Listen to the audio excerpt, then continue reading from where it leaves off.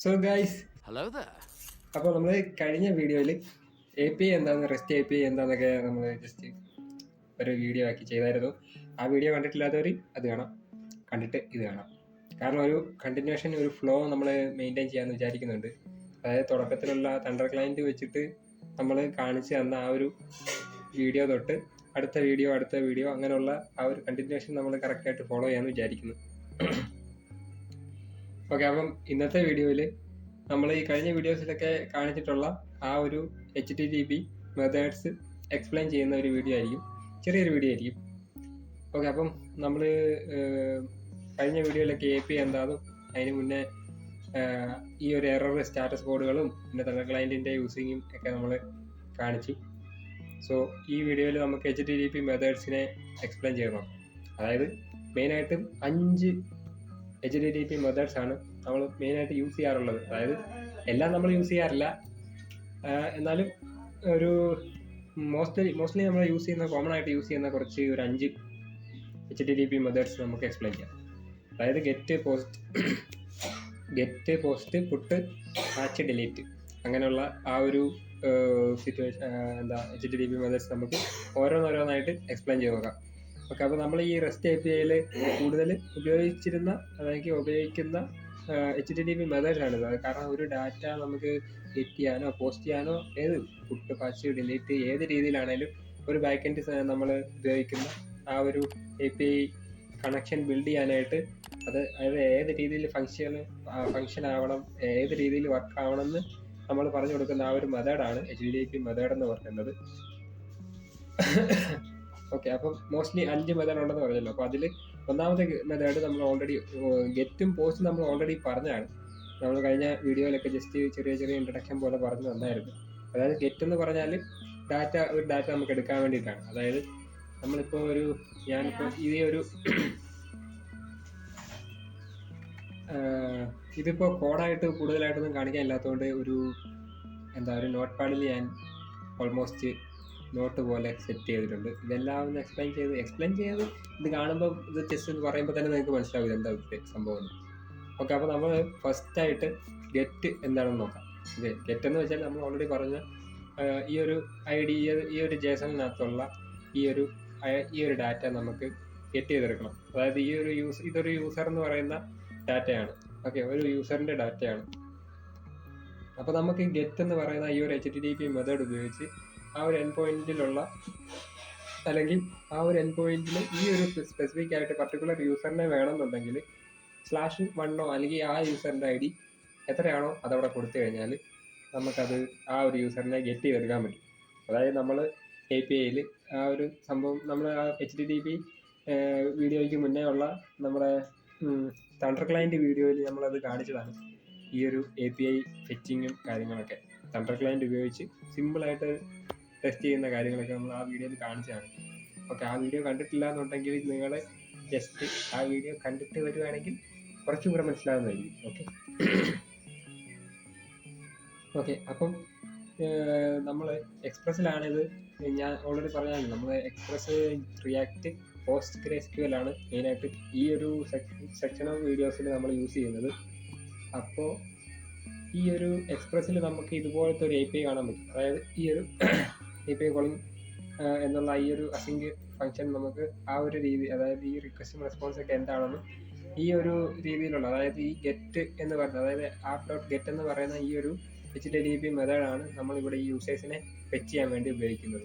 അതായത് ഈ ഒരു കോഡുകളും ലൈനുകളൊക്കെ എന്താണെന്ന് നമ്മൾ പുറകെ നമ്മൾ വിശദീകരിക്കാം. ഓക്കെ, അപ്പം നമുക്ക് ഗെറ്റ് എന്ന് പറയുന്നത് ഈ ഒരു റിക്വസ്റ്റ് ഹാൻഡിൽ ചെയ്യുന്നത്. അതായത് ഈ app.get എന്ന് പറയുന്ന ഈ ഒരു ഫംഗ്ഷനാണ് ഈ ഗെറ്റ് എന്ന് പറയുന്ന റിക്വസ്റ്റ് ഹാൻഡിൽ ചെയ്യുന്നത്.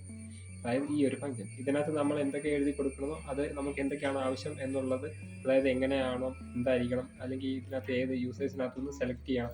അതായത് സെലക്ട് സ്റ്റാർ ഫ്രം യൂസേഴ്സ് എന്ന് വെച്ചാൽ ഈ യൂസേഴ്സിനകത്തുള്ള എല്ലാം നമുക്ക് സെലക്ട് ചെയ്ത് കാണിക്കണം. റിസൾട്ട് JSON ആയിട്ട് ഒരു റോയിൽ JSON ആയിട്ട് കാണിക്കണം എന്നാണ് നമ്മളിപ്പോൾ ഇവിടെ കൊടുത്തേക്കുന്ന ഈ ഒരു നമ്മളിത് എങ്ങനെ വർക്ക് ചെയ്യണമെന്ന് നമ്മളിവിടെ പറഞ്ഞു കൊടുത്തേക്കുന്നത് അങ്ങനെയാണ്. ഓക്കെ, അപ്പോൾ ഇനി അടുത്തത് ഇതാണ് സെലക്ട് സ്റ്റാർ ഫ്രം യൂസേഴ്സ് എന്ന് പറയുന്നത് ഫെച്ചിങ് യൂസേഴ്സ് ഫ്രം ഏതാ ഡാറ്റാബേസിലോ പോസ്റ്റ്ഗ്രെസ്ക്യൂഎൽ ആണ് നമ്മളിപ്പോൾ ഉപയോഗിക്കുന്നത്. അപ്പോൾ ആ ഒരു രീതിയിലുള്ള എന്താ ഈ ഒരു ഫെച്ച് ചെയ്യുന്ന കാര്യം നമ്മൾ അങ്ങനെയാണ് ചെയ്യുന്നത്. അതായത് ഈ ഒരു സെലക്ട് സ്റ്റാർ ഫ്രം യൂസേഴ്സ് എന്ന് പറയുന്ന ആ ഒരു ലൈൻ അല്ലെങ്കിൽ ആ ഒരു സെഗ്മെന്റ് യൂസേഴ്സിനെ ഡാറ്റാബേസിൽ നിന്നും ഫെച്ച് ചെയ്യണമെന്ന് നമ്മൾ ബാക്ക് എൻഡിനോട് പറഞ്ഞ് കൊടുക്കുകയാണ്.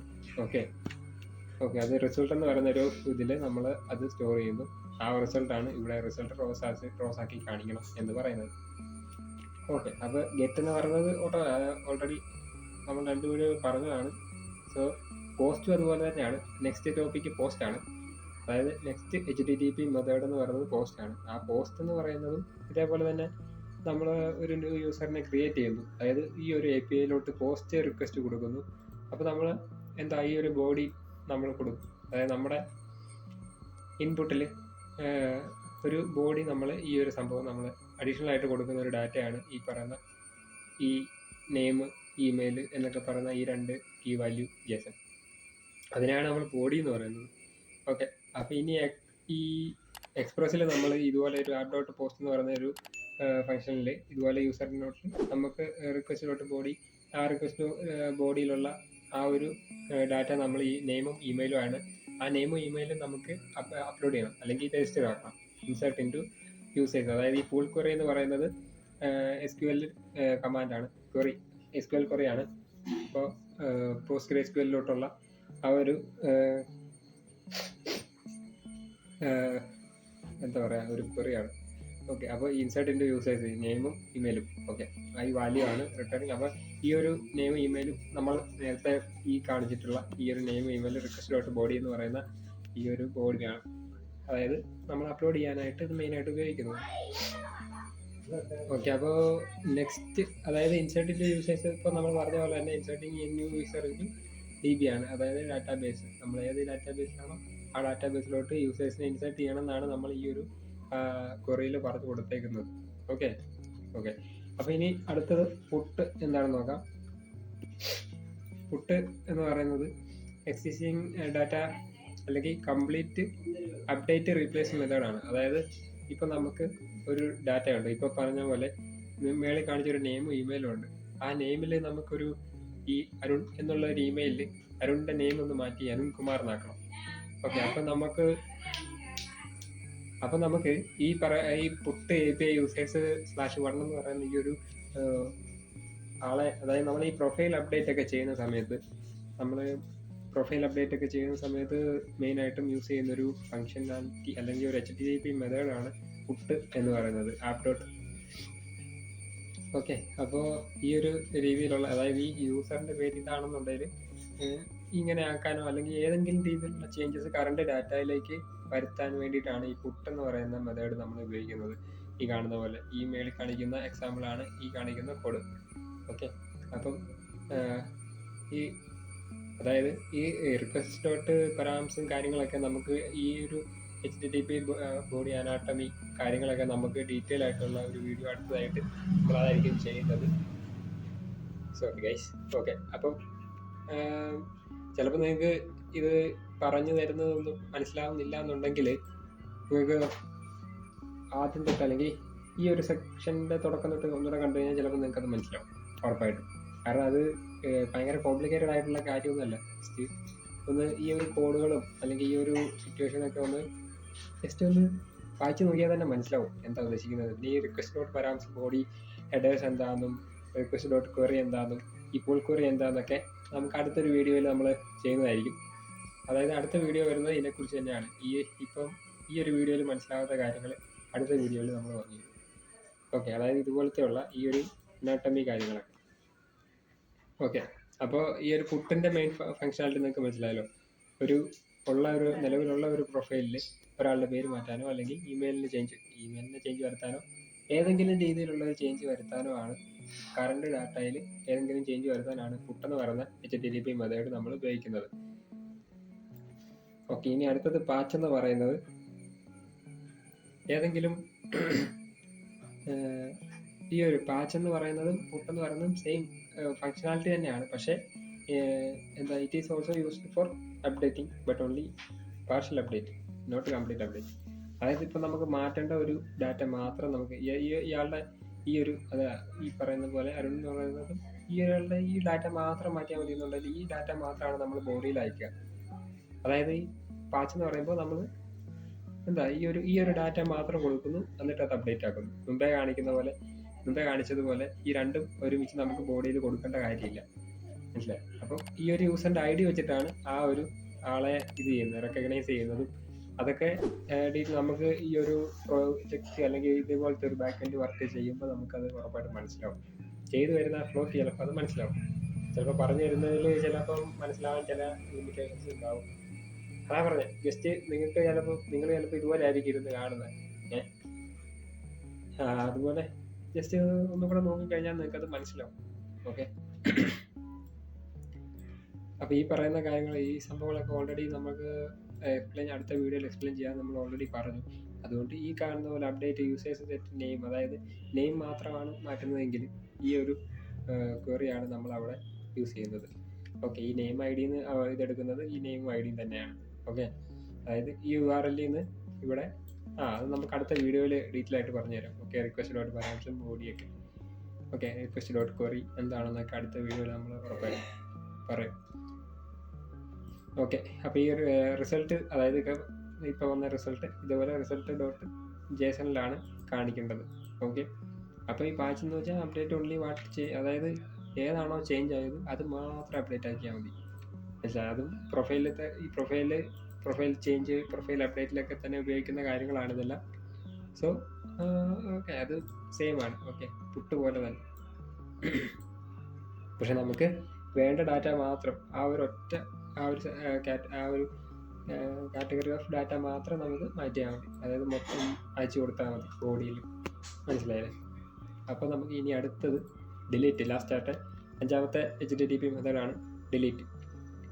അപ്പോൾ ഈ പേര് സൂചിപ്പിക്കുന്ന പോലെ തന്നെ ഡിലീറ്റ് ചെയ്യാൻ വേണ്ടിയിട്ടാണ്. അത് പേര് കേൾക്കുമ്പോൾ തന്നെ മനസ്സിലാവുമല്ലോ. എക്സിസ്റ്റിംഗ് ആയിട്ടുള്ള ഒരു ഡാറ്റ, ഏതെങ്കിലും ഒരു ഡാറ്റ ഡിലീറ്റ് ചെയ്യാൻ വേണ്ടിയിട്ടായിരിക്കും ഡിലീറ്റ് എന്ന് പറയുന്ന ഈ ഒരു HTTP മെത്തേഡ് യൂസ് ചെയ്യുന്നത്. ഏതെങ്കിലും ഇപ്പോൾ ഒരു യൂസറിനെ ഡിലീറ്റ് ചെയ്യണമെന്നുണ്ടെങ്കിൽ ഡിലീറ്റ് ഈ എൻഡ് പോയിന്റിൽ ഈ കാണുന്ന 1 കൊടുത്തിട്ടുണ്ട്, അതായത് യൂസറിൻ്റെ ID 1. അപ്പോൾ ആ ID-യിലുള്ള യൂസറിനെ നമുക്ക് ഡിലീറ്റ് ചെയ്യാൻ പറ്റും. അതായത് ഈ അപ്ഡോട്ട് ഡിലീറ്റ് ഈ ഒരു എൻഡ് പോയിന്റ്, ഈ ഒരു എൻഡ് പോയിന്റിൽ നമ്മൾ ഈ ഒരു ID, അത് എത്രയാണോ ID നമ്മൾ ഈ ഒരു എൻഡ് പോയിന്റിൽ നമ്മൾ മാനുവലി ചെയ്യുന്നത്, ആ ഒരു ID ആണ് നമുക്കിവിടെ, അതായത് ഡിലീറ്റ് ഫ്രം. അതായത് ഇപ്പം നമ്മൾ ഈ ഒരു വെയിറ്റ് ചെയ്യുന്നത് നമ്മൾ നമ്മുടെ അതായത് നമ്മൾ ഡാറ്റാബേസിലോട്ട് പറഞ്ഞു കൊടുക്കുകയാണ്. അതായത് ബാക്ക് എൻഡിൽ നിന്ന് ഡാറ്റാബേസിലോട്ട് പറഞ്ഞു കൊടുക്കുക delete from users where ID is equal to ഈ #1. ഈ ഒരു 1 എന്ന് കൊടുത്തേക്കുന്നത് ഈ പറയുന്ന ID-യുടെ നമ്മൾ കൊടുത്തേക്കുന്ന വാല്യൂ ആണ് ഈ പറയുന്ന ID ഇത്. ഓക്കെ, അതൊക്കെ നമുക്ക് ഡീറ്റെയിൽ ആയിട്ടും ഒരു പ്രൊജക്റ്റ് ചെയ്യുന്ന സമയത്ത്, ഒരു ബാക്ക് എൻഡ് കോഡ് എഴുതുന്ന സമയത്ത് നമുക്കത് കറക്റ്റായിട്ട് മനസ്സിലാവും. ഓക്കെ, അപ്പോൾ JSON, അതായത് request.json മെത്തേഡ്, ഇപ്പോൾ ഒരു മെസ്സേജ് വരിക, യൂസർ ഡിലീറ്റഡ് സക്സസ്ഫുള്ളി, അതായത് ഒരു മെസ്സേജ് കാണിക്കണം, യൂസർ ഡിലീറ്റ് ആയി, സക്സസ്ഫുൾ ആയിട്ട് ഡിലീറ്റ് ആയത്, അത്രേ ഉള്ളൂ. ഇതാണ് ഈ സംഭവം. ഇതൊക്കെ നമുക്ക് ഒരു പ്രൊജക്റ്റ്, ഒരു ബാക്ക് എൻഡ് കോഡ് എഴുതുന്ന സമയത്ത് ഉറപ്പായിട്ട് നിങ്ങൾക്ക് അത് മനസ്സിലാവുന്നതായിരിക്കും. ഓക്കെ, അപ്പം മെയിനായിട്ട് ഈ ഗെറ്റ് API എന്ന് പറയുന്നത് ഇതേപോലെ തന്നെ REST API പഠിക്കുമ്പോൾ വരുന്ന ഏറ്റവും ഇമ്പോർട്ടൻ്റ് ആയിട്ടുള്ള ഒരു ബേസിക് കോൺസെപ്റ്റാണ് ഇത്. അപ്പോൾ നിങ്ങൾക്കത് ഇപ്പോൾ ഏറെക്കുറെ മനസ്സിലായെന്ന് വിചാരിക്കുന്നു. ഓക്കെ, ഇപ്പോൾ ഗെറ്റ് API, എൻഡ് പോയിൻറ്റ്സ് എല്ലാം ഇതുപോലെയൊക്കെ ആയിരിക്കും.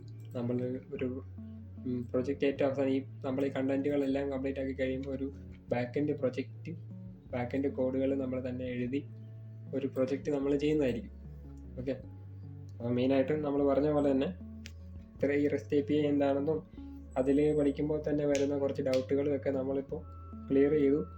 ഇപ്പോൾ ഈ കാണിച്ച വീഡിയോയിൽ എന്തെങ്കിലും മിസ്സായിട്ടുണ്ടെങ്കിലോ അല്ലെങ്കിൽ എന്തെങ്കിലും മനസ്സിലാവാതെ ഉണ്ടെങ്കിലോ നിങ്ങൾക്ക് ഉറപ്പായിട്ടും കമൻറ്റ് സെക്ഷനിൽ ചോദിക്കാം. ഓക്കെ, അങ്ങനെയാണെന്നുണ്ടെങ്കിൽ നിങ്ങൾ ഈ വീഡിയോ ഒന്ന് ലൈക്ക് ചെയ്തിട്ട് സബ്സ്ക്രൈബ് ചെയ്യുവാണെങ്കിൽ നിങ്ങൾക്ക് അടുത്ത വീഡിയോസും ഈ പറയുന്ന ഈ ഒരു നെക്സ്റ്റ് കണ്ടിന്യൂഷനിൽ നമുക്ക് ഈ വീഡിയോ അപ്ലോഡ് ചെയ്യുന്നതൊക്കെ നമുക്ക് കറക്റ്റായിട്ട് നോട്ടിഫിക്കേഷൻ വരുന്നതായിരിക്കും. ഓക്കെ, അപ്പം അടുത്ത വീഡിയോ എന്ന് പറയുന്നത് API റിക്വസ്റ്റ് അനാട്ടമിയാണ്.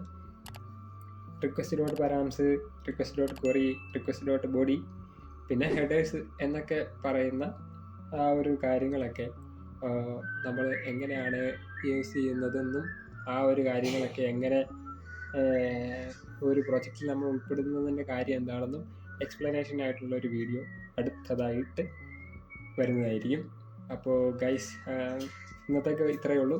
എല്ലാവർക്കും വീഡിയോ ഇഷ്ടപ്പെട്ടെങ്കിൽ വീഡിയോ ലൈക്ക് ചെയ്യുക. നിങ്ങൾക്ക് ഏതെങ്കിലും ഒരു ഫ്രണ്ട് ഇതുപോലെ ഈ ഒരു ബാക്ക് എൻഡോ എക്സ്പ്രസ് JS എന്തെങ്കിലും പഠിക്കാൻ താല്പര്യപ്പെടുന്നുണ്ടെങ്കിൽ അവർക്ക് അയച്ചു കൊടുക്കാം. എന്നിട്ട് സബ്സ്ക്രൈബ് ചെയ്യാൻ പറഞ്ഞ് ഫോളോ ചെയ്യാം. ഓക്കെ, അപ്പോൾ അത്രേ ഉള്ളൂ. ഇന്നത്തേക്ക് ബൈ.